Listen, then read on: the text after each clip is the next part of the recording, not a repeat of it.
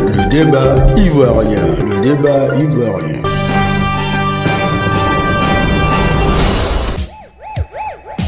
En Côte d'Ivoire, grosse révélation à la direction générale des douanes. Un sachant parle du riz qui se transforme en huile. De l'huile non propre à la consommation circule en Côte d'Ivoire. Suivez avec le débat ivoirien les révélations d'un officier des douanes en rupture de banc avec la direction des douanes. Le chef de l'État Alassane Ouattara est saisi du dossier. 60 conteneurs par mois pénètrent sur le sol ivoirien par le port d'Abidjan en complicité avec la douane. Et ce depuis 2019. Et ce n'est pas tout. De l'huile empoisonnée circule en Côte d'Ivoire. Suivez le dossier en plusieurs séquences. Ici, deuxième partie avec le débat ivoirien. Suivez. Grande a été ma surprise de constater que les conteneurs qui m'ont été déclarés comme du riz de grande consommation contiennent tous de l'huile de palme brute en provenance de la Malaisie.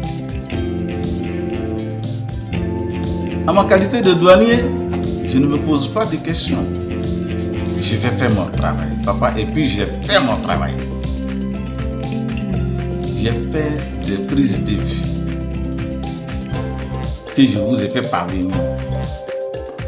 J'ai fait ce qu'on appelle en douane le dénombrement, sinon l'identification. J'ai fait des photos. J'ai vu déclaration par déclaration. Vous avez la déclaration avec vous, papa. Au cas où les gens ne vous les transmettent pas, faites-moi appel. Je pourrais vous les donner. Ils ne sont pas prêts pour vous donner cette déclaration-là. Ils ne sont pas prêts. Alors, j'appelle ici et maintenant le colonel Kadio Albert, lui qui m'a instruit pour diligenter des enquêtes sur cette huile. Je l'appelle maintenant, ici et maintenant. Lui et ses collaborateurs avec qui j'ai travaillé d'arrache-pied. J'ai dit au colonel Kadio Albert, directeur général adjoint, j'ai dit maintenant que les documents que vous m'avez remis, je les ai remis enfin acquis de droit. Que je les ai remis enfin au président Ouattara, que vous persécutez, que vous poignardez dans le dos. Je le lui ai remis en main propre. Donc, je vous appelle, officiers, généraux, officiers supérieurs, officiers subalternes, hommes de rang, qui seront cités dans cette affaire de 60 conteneurs de fraude, de se rendre immédiatement sur Papa Ouattara pour rendre compte. Je les cite, papa, et vous avez la liste avec vous. Ici, je ne peux pas me permettre d'égrener tous. C'est le chef de file que j'ai cité. Qu'il aille à la présidente de la République, dit à Papa Ouattara, c'est moi ou c'est pas moi.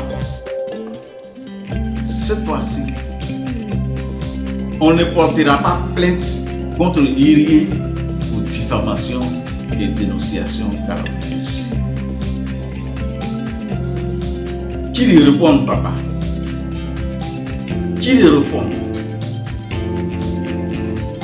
Je n'accepte pas et je ne me tairai pas. je vous le dis, papa, l'heure est grave. Quand j'ai saisi ces affaires, le seul réflexe que la direction générale a eu, c'est de m'envoyer des émissaires. 2 émissaires. Et je vais les citer nommément. 2 émissaires qui m'ont rencontré successivement le 23 novembre et le 29 novembre à l'hôtel Ivoire en présence de mon avocat. Ça, c'est pour le premier envoyé. Le deuxième envoyé m'a reçu à Yopougon, à l'hôtel complexe, au complexe hôtelier Astoria. Il se nomme Bailly Antoine, un commandant. Donc, la hiérarchie m'envoie des émissaires pour me dire: faut pas dévoiler ce que tu as vu au port et qu'il faut te taire. On va te faire de la promotion. Tu seras grandi. J'ai dit aux émissaires que comme il s'agit de la vie des Ivoiriens, c'est tous les Ivoiriens qui ont été infectés par votre huile. C'est tous les Ivoiriens qui doivent être dédommagés. Donc, la part que vous prévoyez pour moi, cette part-là, vous la multipliez par 30 millions d'Ivoiriens. C'est à ce prix et à ce seul prix que je vais accepter vos propositions. Papa, quand j'ai dit cela, ce fut un branle-bas. Tout le monde a fui. Ils ont vu que j'étais au sérieux. C'est comme ça qu'ils se sont précipités à aller voir l'ex-procureur de la République pour me mettre au purgatoire. Moi, j'accepte d'aller en prison pour cela. La seule vie des Iriés ne peut pas égaler la vie du président Ouattara. Ne peut pas égaler la vie de 30 millions d'Ivoiriens. Si c'est cela, amenez-moi. C'est comme ça, papa, que je suis allé en prison. Vous voyez la gravité de la chose. Depuis là, je ne vous parle que d'un seul fait, d'une seule affaire. Quand vous allez me faire l'honneur de me recevoir, papa, je viendrai en détail sur les autres affaires. Parce que les gens mentent, les gens vous mentent. Ils ne vous disent pas la vérité, papa. Comment de l'huile, 60 conteneurs remplis de poison peuvent être déversés sur le territoire ivoirien. Je ne me tairai pas, papa. Et dès maintenant, jusqu'à ce que papa vous m'accorderez votre audience, je vais dénoncer. Je dénonce ici et maintenant le ministère de la Justice. Le ministère de la Justice qui reçoit ma plainte et qui la garde par derrière elle pendant 1 an, 6 mois. et fait examiner une plainte de 48 heures, s'il vous plaît, papa. 48 heures. Les autorités douanières sont venues porter plainte et la plainte a duré 48 heures. Et je me suis retrouvé à la maca. Je n'ai pas eu peur parce que je sais que papa Ouattara est derrière moi. Et c'est parce que je sais qu'il n'est pas au courant. Papa Ouattara ne peut pas dire, ne peut pas donner des armes de guerre. Son message à la nation. Ne peut pas créer des numéros verts. Et puis, on va prendre un dénonciateur pour aller mettre en prison. Et on dit, il a fait une diffamation. J'ai pour cela engagé des actions. Toujours, papa, par rapport aux 60 conteneurs. Parce que il faut connaître la vérité. Les déclarations de douane que je vous ai fait parvenir contiennent la vérité.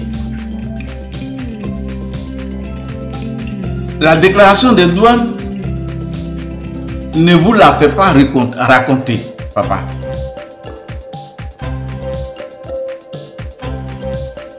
Appelez un expert en douane et donnez-lui les déclarations et la liste des 60 conteneurs que vous avez désormais en vos mains. Papa, si on vous dit que cela se fait depuis 2019 jusqu'à ce jour, combien de conteneurs qui sont rentrés en Côte d'Ivoire sans être traités? Combien de conteneurs qui sont rentrés en Côte d'Ivoire sans être traités? Vous savez, papa, lorsque j'ai fait la découverte, je me suis rendu chez les importateurs. Je leur ai dit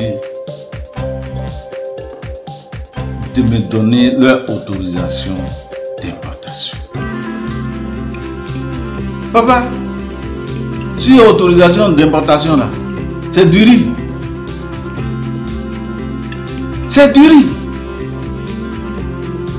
Mais comment, si la direction des douanes ne pratique pas la sorcellerie, comment du riz peut se transformer en huile? Du riz. Les documents sont là, hein, papa. Je n'invente rien. Je suis un pur produit de Alassane Ouattara. Ce qu'il dit là, c'est ce qu'il fait. C'est vous que je copie. Je ne suis pas en train de faire la politique. Je ne suis pas politicien. Déjà, le président Ouattara fait la politique pour moi. Je n'ai pas besoin de faire la politique. Quelle politique que je vais faire que le président Ouattara n'a pas fait? Parce que d'aucuns vont aller vous trouver pour dire qu'il y a des gens qui sont derrière lui, qui sont en train de le manipuler. Papa, je ne suis pas manipulé. S'il y a eu manipulation, c'est la direction des douanes qui m'a manipulé. Parce que c'est elle qui m'a donné des ordres de mission pour aller exécuter ces missions-là. Alors, je vais faire la politique. Pourquoi? Tant que le président Ouattara est là, des yeux ouverts, moi il est oui. Je ne parle jamais de politique. Il fait la politique et il a fait bien. Donc cette histoire de conteneur qui contient de l'huile frélatée, parce que moi je dis c'est frélaté, parce que cette huile-là n'est pas consommable. C'est la codification tarifaire de la douane qui le dit, hein,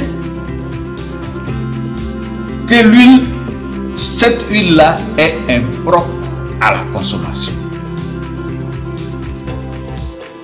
Donc, je vous remets ces huiles-là. Je vous remets, papa, ces documents-là. Exploitez ces documents-là.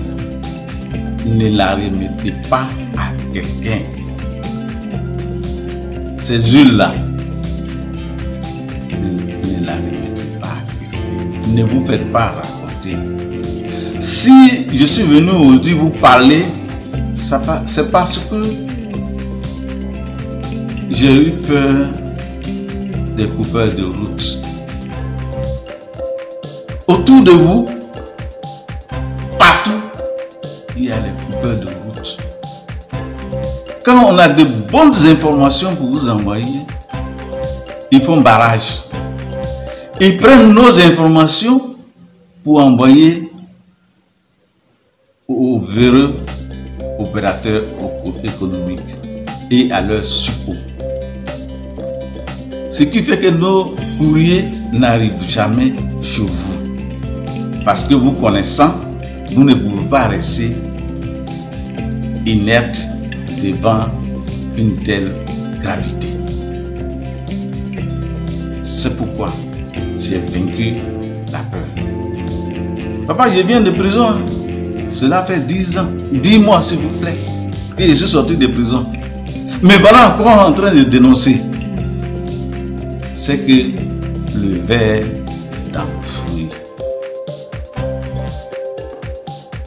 Et je leur ai dit, vous allez dire au président Ouattara ce qu'il vous a fait, et puis vous le poignardez dans le dos là. Vous allez dire ça au président Ouattara. Papa, lorsque vous allez les recevoir, il faut organiser une confrontation entre eux et moi. Parce que c'est moi qui vous parle. Et ensemble, nous allons débattre. Depuis 2018, ils ont coupé tous mes avantages. Tous mes avantages, s'il vous plaît, papa. Et vous avez les documents entre vous. Je ne veux pas tout revenir sur ce qu'ils m'ont fait comme mal. Je reviens sur ce qu'ils sont en train de faire comme mal au président Ouattara, comme mal à la population de Côte d'Ivoire. J'insiste là-dessus pour que la vérité éclate. Pour ces affaires, j'ai été entendu à la brigade de gendarmerie du plateau. J'ai été entendu à la bonne gouvernance le 4 janvier 2022. J'ai aussi été entendu au ministère du budget du portefeuille de l'État le 14 janvier 2022 de 20h à 22h. J'étais en compagnie de mon épouse et de mon avocat. Alors, m'ayant entendu, et puis on vient me dire, et c'est le ministre Sanogo qui le dit, pourquoi tu me laisses et puis tu t'en vas écrire au président de la République? Papa, il lui a dit, le président Ouattara n'est pas informé.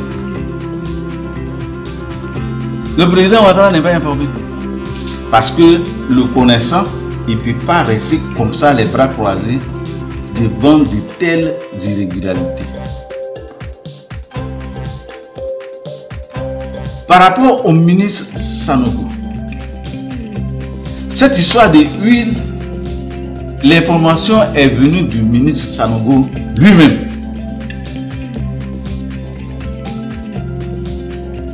Et il a imputé l'information au directeur général des douanes qui lui, à son tour, a saisi le colonel Kado Albert lui, qui lui m'a instruit.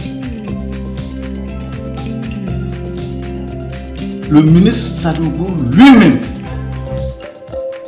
Alors papa, il profite du départ du ministre Sanogo et puis ils en ont fait leur affaire. Ils prennent des sommes colossales et puis il s'asseye sur l'information. Ça, c'est le comportement des directeurs généraux des douanes. Est-ce que le ministre Adama Coulibaly, quand il est venu, on lui a dit qu'il y avait un problème d'huile à la douane? Rien. On s'est tué dessus. Parce que c'est aujourd'hui qu'il lui va apprendre qu'il y a un problème d'huile. Hein. C'est aujourd'hui que le ministre Adama Coulibaly va apprendre. Et c'est là on va voir qui a mis l'eau dans Coco, s'il vous plaît, papa. C'est maintenant que le ministre Adama, il n'est pas au courant. Sinon, il n'avait pas se taire dessus. Il n'est pas au courant. Monsieur le ministre, je vous informe en même temps que le président de la République qu'il y a du poison en Côte d'Ivoire. Ça circule. Et ça vient toujours. À l'heure où je suis en train de vous parler de ça, c'est venu, pas plus que la semaine passée, c'est venu au port. Vous pouvez le vérifier. Alors donc, j'ai pris des initiatives. Moi, j'ai ma façon de faire. Quand je surprends quelqu'un, papa, écoutez-moi très bien. Si je surprends quelqu'un en train d'insulter le président Ouattara, je porte plainte contre lui. C'est comme ça, moi, je suis. Avant d'aller porter contre les directeurs généraux, je ne leur ai dit. J'ai dit, je sors d'ici, je vais porter plainte contre vous. Parce que vous êtes en train de poignarder le président Ouattara dans son dos. Si vous êtes courageux, allez-y répondre à ma plainte. Malheureusement pour moi, je suis tombé sur des juges au parquet là-bas, là où déjà ils ont géré. Ils ont géré, hein, papa, ils ont géré propre. Je suis devenu persona non grata à la justice ivoirienne. Si je pars à la justice ivoirienne, que je fais rentrer mon nom, papa, on ne me reçoit pas. On ne me reçoit pas. Alors, cette fois-ci, je pense qu'ils vont me recevoir. Parce que j'irai avec vous. Papa, j'irai avec vous, hein. Et puis ils vont me recevoir. Et puis on va s'expliquer. Dans le pays de Ouattara, une plainte qui fait 1 an, 6 mois, dans le bureau d'un procureur de la République. Dans le pays de Ouattara, l'homme propre, correct, honnête, qui est en train de tout faire pour que nous sortions du trou. C'est dans son pays on fait ça. C'est dans son pays que la justice agit comme ça. Papa, je ne suis pas d'accord et je ne me tairai pas. Tant qu'ils ne vous ont pas expliqué pourquoi ils veulent assassiner le peuple ivoirien. Le peuple pour lequel vous ne dormez pas. Vous passez des nuits blanches. Ce peuple-là, c'est ceci qu'ils sont en train d'anéantir parce qu'ils veulent avoir l'argent. Papa, celui qui vous dit qu'on vient en donner pour avoir l'argent là, c'est un sorcier. On ne vient pas en douane pour avoir l'argent ou bien pour être riche. On vient en douane pour servir le contribuable ivoirien.